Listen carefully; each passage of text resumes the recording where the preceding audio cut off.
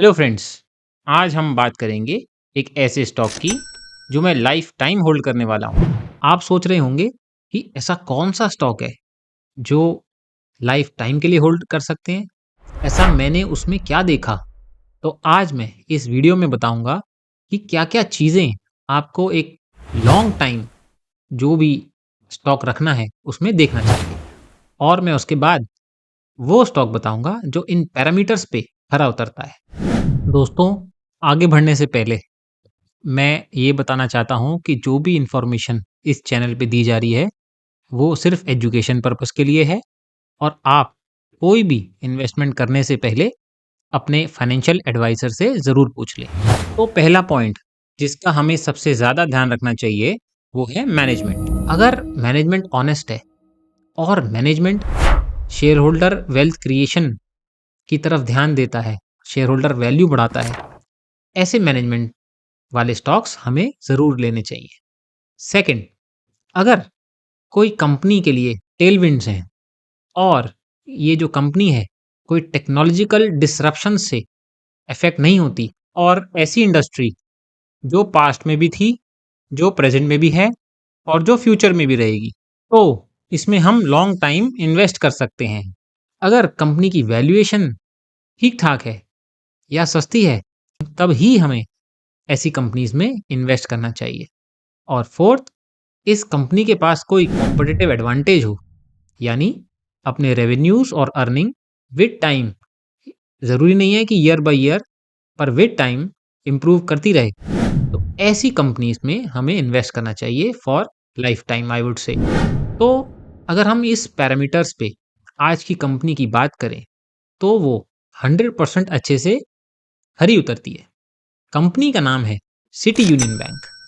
अगर आप इसकी वेल्थ क्रिएशन की बात करें तो पिछले 20 इयर्स में इसने 125 टाइम्स रिटर्न दिया, और आप यकीन नहीं मानेंगे, इसने पिछले 5 साल में कोई लंबा चौड़ा रिटर्न नहीं दिया।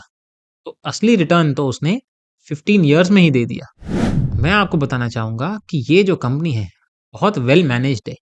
अब इसका कैसे पता लगता है? आप इसके फाइनेंशियल्स को देखिए। अगर इसके हम रिटर्न ऑन एसिड्स देखें, जो बैंकिंग सेक्टर में पता लगता है कि कंपनी की एफिशिएंसी क्या है, तो देखेंगे मोर देन वन हमेशा ही रहा है। और अगर इसका प्राइस टू बुक वैल्यू भी देखेंगे पिछले 5 to 10 ईयर्स, तो ये अबव बुक वैल्यू ही ट्रेड हुआ है।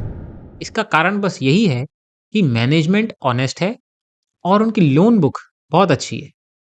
सेकंड, हम देखें कि ये जिस इंडस्ट्री में है वो इंडस्ट्री कभी बंद नहीं हो सकती। आप सोचिए, 1920s में भी बैंक थे, आज भी हैं, और 2050 2100s में भी बैंक होंगे, क्योंकि विदाउट बैंक्स कोई भी इकोनॉमी रन नहीं कर सकती। Banks are the pillars of a country. तो ये पॉइंट हो गया कि कभी इसमें टेक्नोलॉजिकल डिस्रप्शन नहीं आएगा। तो ये पहले भी था बिजनेस, आज भी है और हमेशा रहेगा।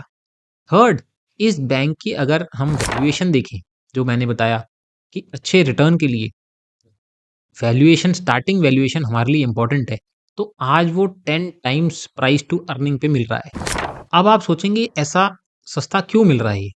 तो मैं आपको बताना चाहूँगा, लास्ट 5 ईयर्स में इसने अपने प्रॉफिट्स भी बढ़ाए हैं और रेवेन्यूज़ भी बढ़ाए हैं, बट स्टॉक प्राइस कंसोलिडेशन में चला गया है। अब ये कंसोलिडेट होने के बाद मुझे लगता है यहाँ बहुत अच्छा एंट्री पॉइंट है, और मैं इसे बाय कर रहा हूँ फॉर लाइफ टाइम।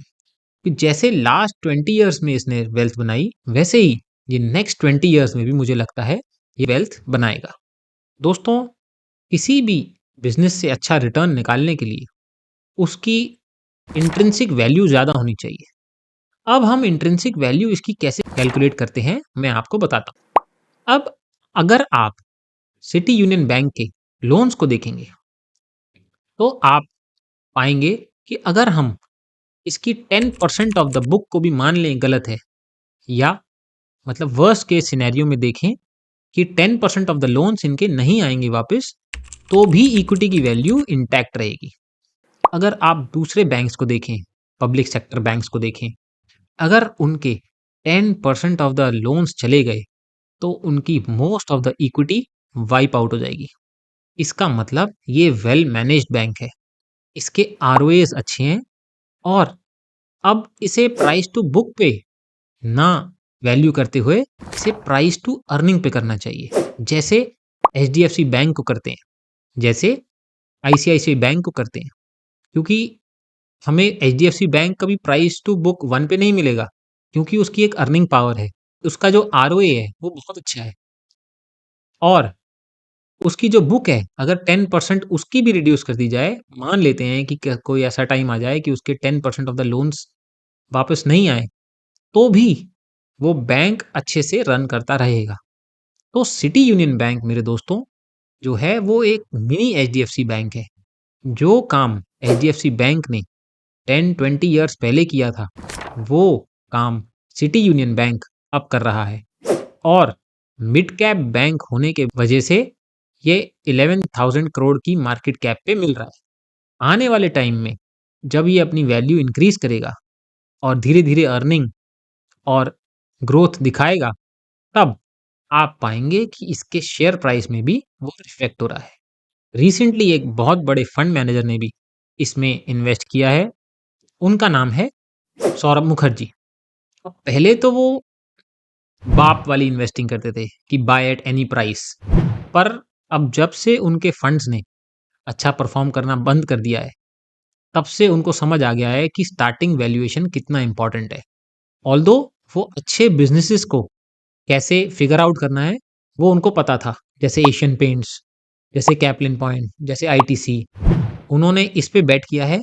तो ये भी एक पॉजिटिव साइन है कि company is run by good management, it is available at decent price and you all can hold it for a long time. Hope आपको वीडियो अच्छा लगा होगा। ऐसे ही वीडियोस देखने के लिए you can subscribe to my channel. Thank you for watching.